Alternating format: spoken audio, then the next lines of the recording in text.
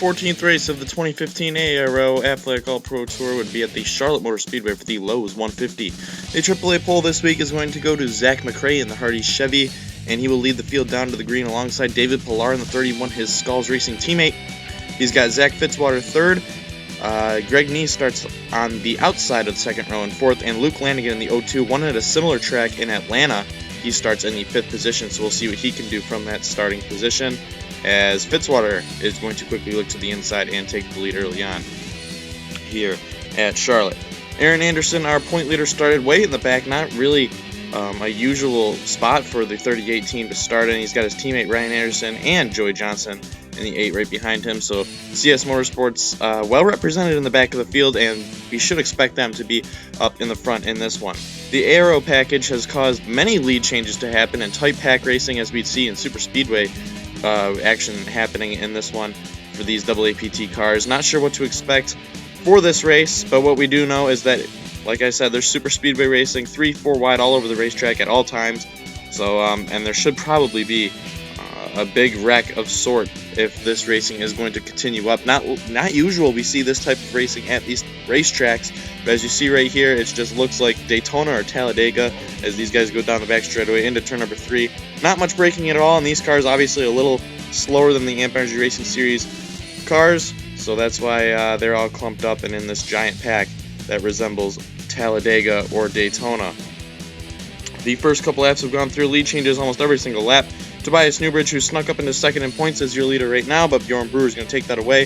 Several lead changes we're going to skip out on because there are just so many in this one, and Bjorn Brewer takes the lead right here. He's got the lean click all over him, but that'll change very quickly as we see Brewer way in the back now, as on lap 28, Brewer has a close call as Fitzwater gets on the grass. Brewer's going to check up to avoid hitting the lean click, and he goes from first to last in a matter of laps as the 87 Rockstar Ford continues to gather his car up in the middle of 1 and 2, but he has lost the field.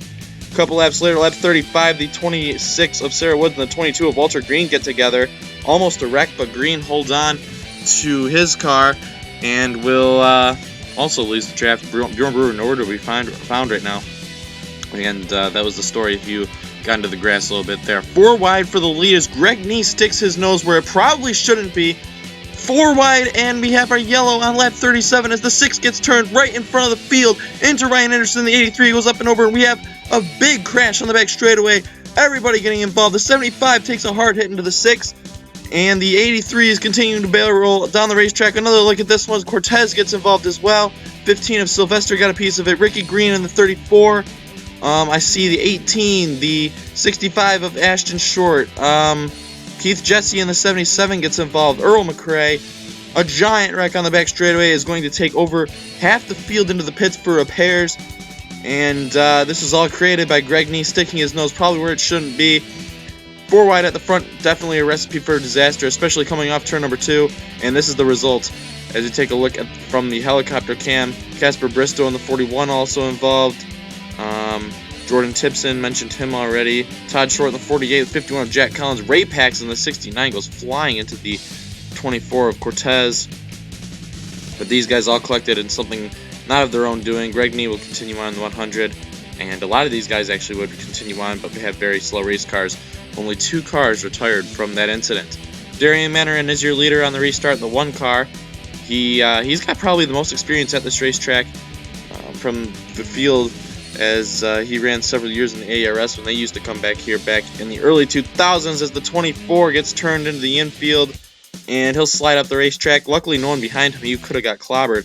Steven Cortez does a great job of saving the car, keeping it off the outside wall, and will continue on the 5 guys Toyota. Sarah Woods in the 26 is your leader on the restart. She's got a couple of wins this year already. Looking to add to that, her and Keith Jesse tied for the series lead in wins with 2 apiece. Keith Jesse was involved in that accident. Don't think he'll be sniffing victory lane, so this is a chance for Sarah Woods to gain a little bit of ground on that front. She also qualified for the AARS race occurring tomorrow night. Darian Manarin back to the lead though in the 1. 59 of Zach Fitzwater in second, but that quickly changes obviously as you see Luke Lanigan right here looking to make it a second win for him, as he also won at Atlanta, a track very similar to this in shape.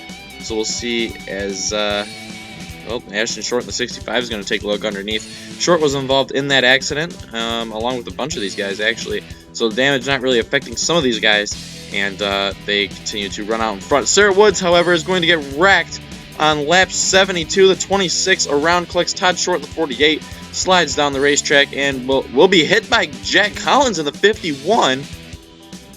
Don't know what that was for. The 51 had plenty of time to react, but Collins will just plow into the 26. We take another look at this one. 48 just swept up in something of his, not of his own doing, and the 51 of Jack Collins just runs into the 26. Let's go on board with him, see what he saw. There's really no excuse for that. Probably should have got slowed down even more as well, but the 51 will go out of the race, obviously, because of that. Very weird accident occurring on lap 72. Entering the later stages of the race, 10 laps to go. The 71 of Adam Lawson is your leader. He's looking for his first career win. He had a chance at Nashville, but blew up under the yellow after that big crash happened with 2 to go, or with just over 2 to go there.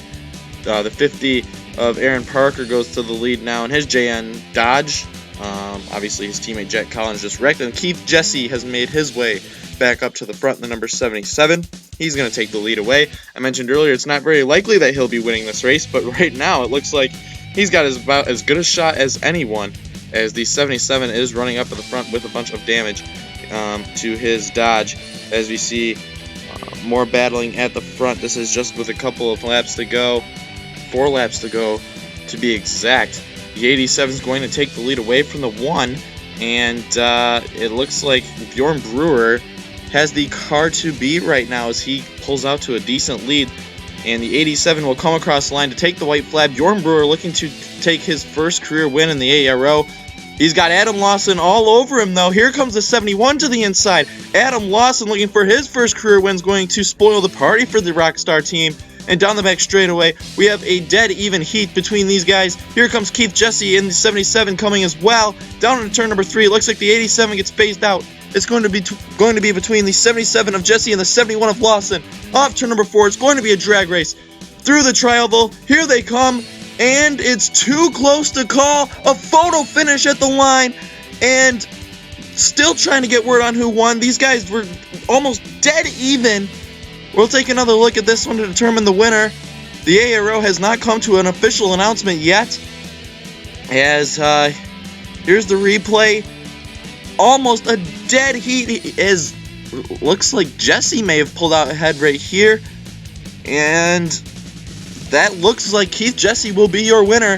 His 3rd win of the season. Keith Jesse, in the closest finish in Aflac All-Pro Tour history, is going to get his 3rd win of the season. Keith Jesse returns to victory lane. He is the winner here at Charlotte. A couple more views of this one. That is about as close as you can get.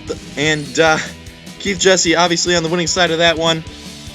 Great win for Keith Jesse, the winner of the Lowe's 150, and a very exciting finish. We'll see you next week.